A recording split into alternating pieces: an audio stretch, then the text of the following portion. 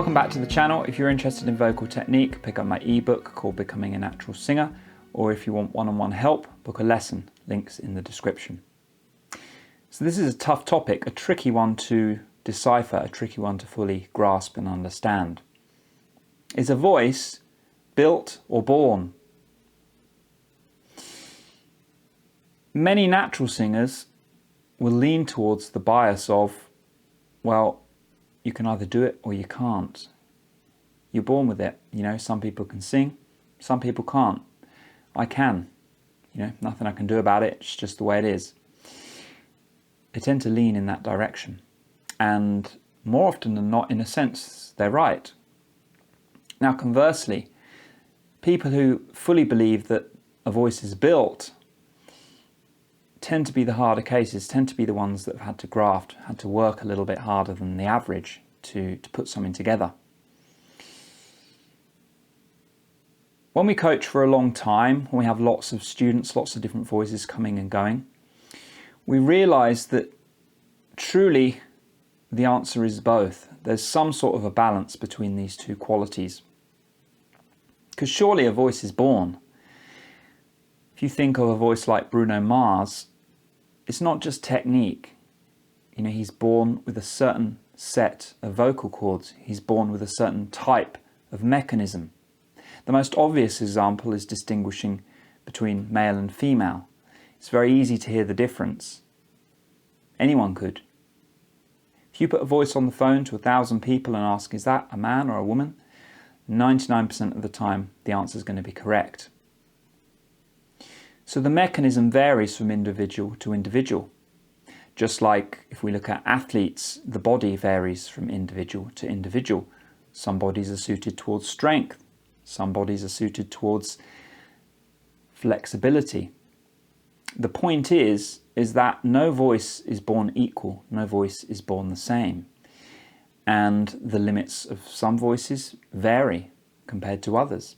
Some people have a lot of easy high range, but they don't have huge amounts of weight they can lean on or grip into. Other people find range even harder to develop, but they seem to have fat vocal cords. They seem to have cords that they can really pick up a lot of weight and depth in the sound very easily. Most of us sit somewhere in between these two extremes. Now, conversely, the software we install, the way we coordinate the muscles that are attached to our folds, this is adjustable, this is improvable, adaptable. It's something that we can mold into shape and get better at over time. So in that sense, a voice is truly built. If we have crude adjustment, if we have a lack of balance, if we have pushing, strain, fear, tension, these are all factors that are predominantly software driven. The software can be cleansed for bugs, so to speak. We can weed out the problems and we can refine that software over time, and then that software controls the hardware that we were born with, that is not adjustable. So I guess what I'm trying to say is, regardless of what kind of singer you are, you have to marry these two worlds. You have to find a way to reconcile the voice you want versus the voice you have, which has limits. And no matter how much you develop the software, no matter how much you adjust your technique and improve, there's still limits to the voice you were born with.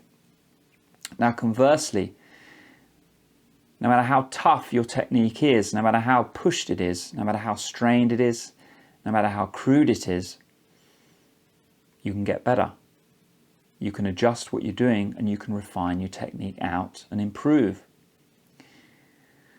But these two factors are kind of pulling against each other, and we've got to find a way to marry them. And really, great singing for each individual is a marriage of biology and conditioning. It's a question of, can we condition the muscles to work in our favour enough, to work with enough precision and finesse to really make the most of the mechanism we were born with.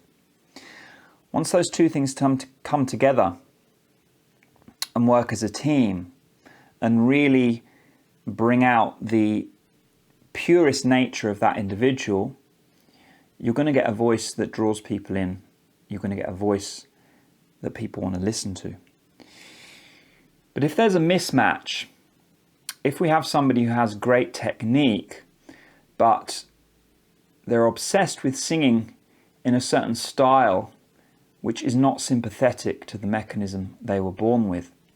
So, for example, you get a fair amount of guys who want to, for one reason or another, sing like Mariah Carey or Whitney Houston. Now, the end result of that generally isn't going to be great, because the mechanism they were born with is not sympathetic to that type of singing. It's going to be sympathetic to a slightly different type of singing.